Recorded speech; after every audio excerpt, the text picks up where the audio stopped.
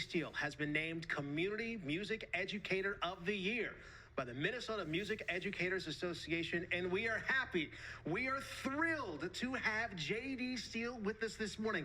Thank you for joining us this morning, sir. Nice to be back with you, AJ. Yeah, nice to be back with you, too. Really nice to meet you. Yeah. Okay, so before we even get into this, I just want to go through a little list here. You have worked with these artists: Prince, Sound of Blackness, Mavis Staples, George Clinton, just to name a few, and you got to work with the actor Morgan Freeman as well?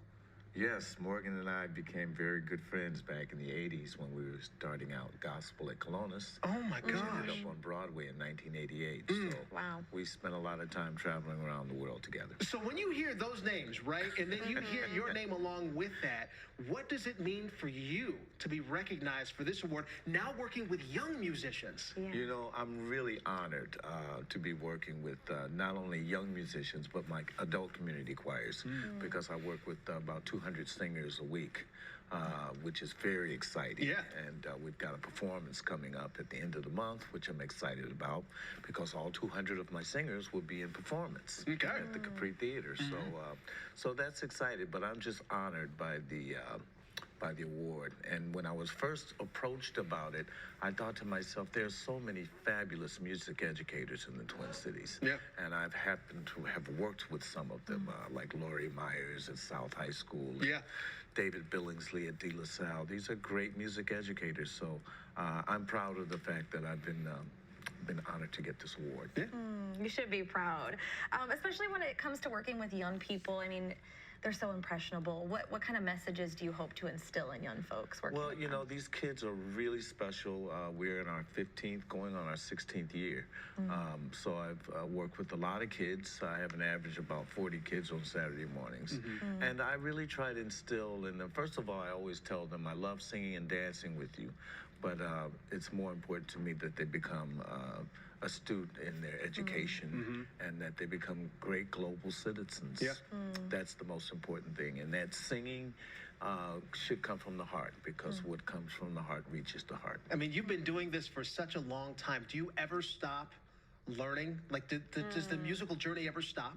No, it never stops. Yeah. I never stop learning, whether I'm doing East Indian music with Katha Dance Theater, or if I'm doing flamenco music, or soul music, or classical music, which I recently had a chance to do at Luminary Arts.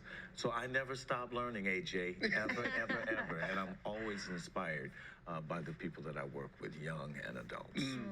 And you mentioned a concert coming up. Can you tell us about some of these events you have coming up? Well, on March 31st, I work with the choir called the Capri Glee Choir. And if you go to thecapri.org, you can order tickets today. It's a free concert, but it's limited to 2 tickets per person, because the Capri is not that large.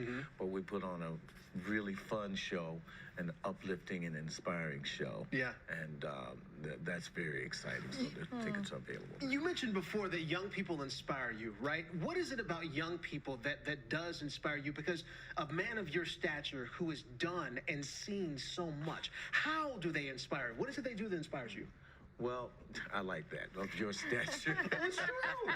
I mean, this is a man who you've Yeah, done it you're all. humble, sir, yeah. You've worn so many different hats. I mean, you are an institution. When they talk about the Minnesota Sound, the Minneapolis Sound, your name has to come up, because the Minneapolis Sound, the Minnesota Sound, it's not just one specific sound. It's this celebration of all of these sounds together, and your voice is definitely included in there. Well, we have a great musical community, but when you talk about the young people that inspire me, I think when people ask me about my optimism, oftentimes they'll say, how come you're so optimistic? That's because I get to work with these incredible young people that I know are going to change the world.